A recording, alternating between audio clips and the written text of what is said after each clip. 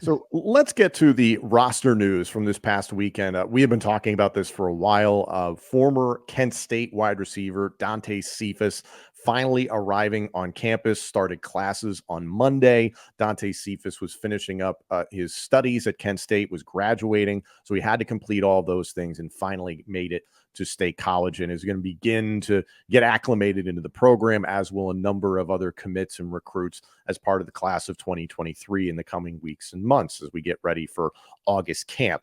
You have intimate knowledge of what Dante Cephas is all about as an athlete. Terry Smith had a big part in recruiting him. Obviously, you and Terry Smith are extremely close, but you actually know what it's like recruiting this player. So what was your initial evaluation of Dante Cephas? I assume this was when he was in high school. He was in high school from Penn Hills High School.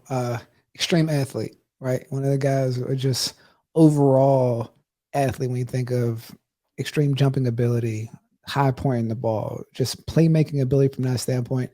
Nice size, right? 6'2". He was more a slender build, but his athleticism was the thing that jumped off. The one thing he had in high school is he was a little speed deficient.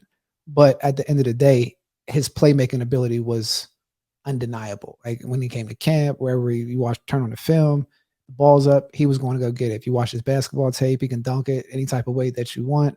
And he had good short area quickness, and he had a nice competitive edge to him, a disposition on how he played. So it's really encouraging to see like him go to Kent State, ball out those couple years, and transfer to Penn State. Because I mean, just from the whole process, dealing with high school athletes, college athletes, just that the time in college sports where you can continue to develop, right? And like you can get to like a point where you're a valuable asset and can hit a free agency market. And now Dante Cephas gets to bring his brand and himself into the Penn State ecosystem and be a needed part to a very explosive offense that we'll continue to talk about and really make an imprint for himself in his future Why do and you for the team. True. Oh, true. Why do you think Dante Cephas wound up at a MAC level school? I would say when we think about the economics of speed, right, and football and how it comes out where people get slotted, a lot of times in just college D1 in general, Power Five, Group of Five, MAC, or whatever, you can probably base it down to the majority of players hitting some size and speed standards, right? Everybody in Power Five is the right size, speed, athleticism, checking all the boxes. Group of Five, you miss a couple. Mac, miss a couple more, but there's a sliding scale. Obviously, in today's day and age, it's a little bit more fluid because NIL opportunities, you get a little bit different recruiting. But at the time when he was coming out, I think he didn't have a strong 40-yard dash, which a lot of times as personnel departments, we underwrite your level of ability or where you can go or how high you can perform at that level. So it shows that he continued to get better. I mean, you turn on his film, he doesn't look whatever his time was in high school, but continue to get better and move along. And at the same time, when we think about personnel, it's not always about your like if you're good enough to be somewhere. It's about a fit as well. Like, yeah, I think he was coming in around the same time, Jahan Dotson's were like around, or like just like what's on the team and what's needed Sure. at the same time, right? And the numbers on the receiving on the recruiting roster and those good things. So happy to see him coming up in state though. As I mentioned, you are related to Terry Smith, so he has been integral in bringing Dante along and making sure that this transfer happened. Also, there's some familiarity for Dante Cephas in high school. He played with Daquan Hardy. He played with your cousin, an active Penn State running back, Tank Smith. How much do you think that familiarity helped this all happen? I think it's a pretty strong happenstance, right? Like when you have teammates that you won a state championship with on a team that are having success. One is a walk on, one is a starting nickel back on the team.